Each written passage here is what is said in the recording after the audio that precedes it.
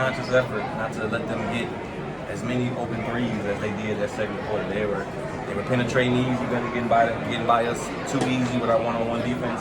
And they were finding open man, and they were knocking them down at a high clip. They just had a great percentage. So we wanted to focus at halftime. That was their biggest talk, and not let them get wide open threes. We talked about this, I think, last game. You guys don't have too many home games, it feels like, outside of the league. But does this feel like a second home considering what happened here last year? It does. We the returning.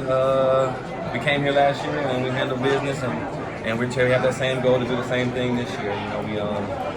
We started off great that first quarter. In the second quarter, we gave up 29 points in that second quarter, and then we ended up giving 17 points the whole second half. So it's just our defensive effort, our defensive intensity that we need to keep at a high level in 32 minutes. You had 3 guys score 15 more points. Is that the kind of effort your team is going to have to take to keep moving? It is. Normally, as the games go on, you can't have one score with 27 and then 3 guys with 5, 6. It takes a team effort that's going to make the other defensive team work. We have guys that can create for themselves and also create for somebody else, and that's the main goal is to get the best shot. We might have a good shot, but if we got a better shot, we want to take that one. Well, you guys kind of had that last game. Do you feel like Jaden's hot hand a game ago maybe opened things up for the other guys?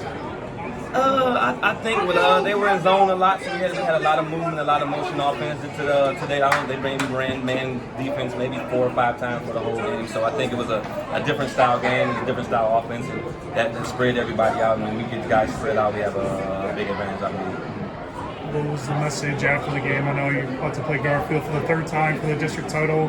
What was the message on there? It was just we didn't even speak on Garfield. It was enjoy the win. You guys played your butts off in that second half. We fought through adversity.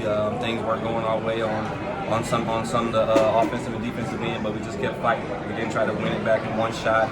We didn't try to get it back in one defense, and we just kept chipping away, and good things happened. Coach, you guys started off with a 16-3 run, and then Brunswick battled back to come back, and then you guys were down early, 13 points, and then the rest of the way just kind of came close. But how were you guys able to finish off tonight's win?